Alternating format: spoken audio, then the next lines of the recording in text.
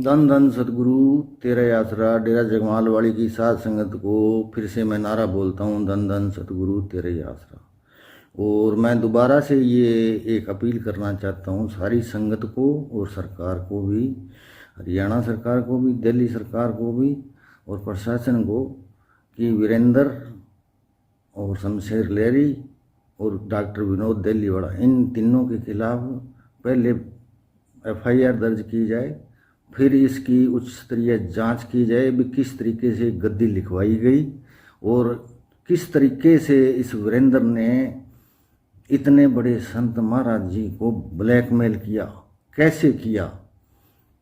मतलब घोर अपराध करके इसने महाराज जी के साथ और महाराज जी को बंधक बनाया और महाराज जी को ब्लैकमेल किया है इसने। किसी को मिलने नहीं देता। क्यों नहीं देता? वो तो खुदा है, दो जान के मालिक हैं, मिलने क्यों नहीं देता?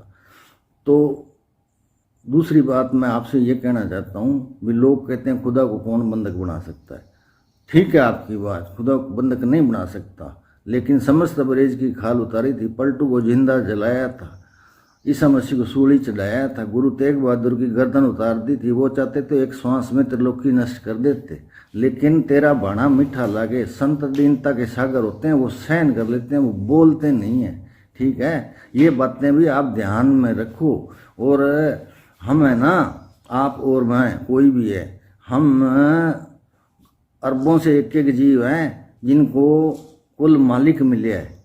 तो आप अपने आप को कम मत समझिए। आप कानून के दायरे में रह के सारी संगत इकट्ठा होइए और इसका कानूनी तौर पर विरोध कीजिए।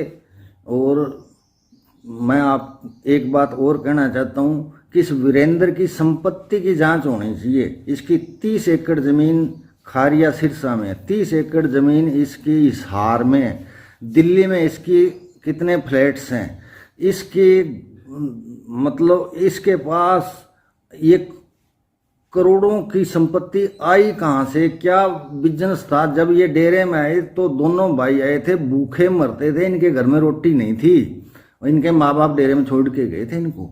ठीक है, तो आज ये सरकार ये भी जांच करे इनकी भी इतनी संपत्ति इनके पास कहाँ से आएगी। मैं ये गद्दी तो महाराज जी की है, मतलब अभी तक तो महाराज जी है ना, तो इससे पहले इसके पास इतनी संपत्ति कहाँ से आई, इसकी भी जांच होनी चाहिए, पूर्णतः जांच होनी चाहिए। और कुछ लोग सोच रहे होंगे कि मैं इनका विरोधी हूँ, मैं विरोधी नहीं हूँ। देखो, दिल में अगर पाप रखेंगे, दिल काला होगा तो संत उसकी सुनवाई नहीं करता। दिल संत चाहता है अंदर से साफ, बाहर की सफाई की उसे जरूरत नहीं है। चाहे चेहरा साफ कर लो, चाहे अच्छे कपड़े पहन लो, चाहे कुछ भी कर लो, वो बाहर कुछ नहीं मानता। जो अंदर से साफ है, अंदर से साफ है, उससे वो प्रेम करता है, उसकी बात भी मानता है, उसकी लाज भी रखता है, सब कुछ करता है।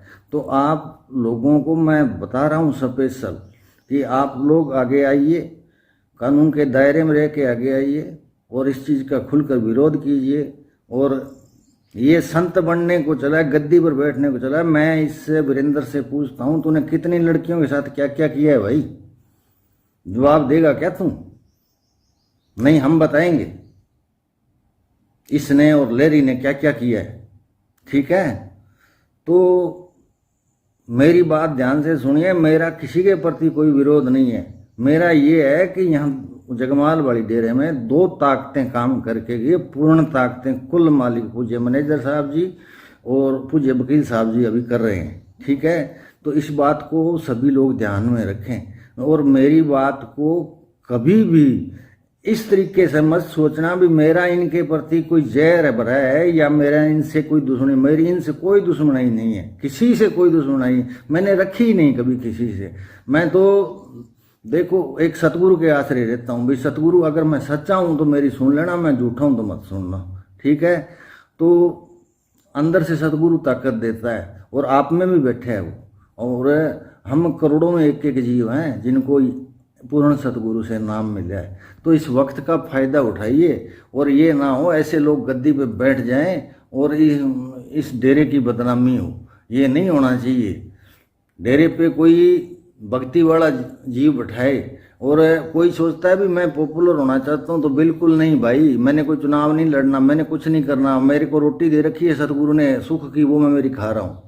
इसलिए सभी लोग ध्यान से सुने और इस पे गौर करें और मेरी पोस्टों को पूरी शेयर किया करो ताकि सारी संगत को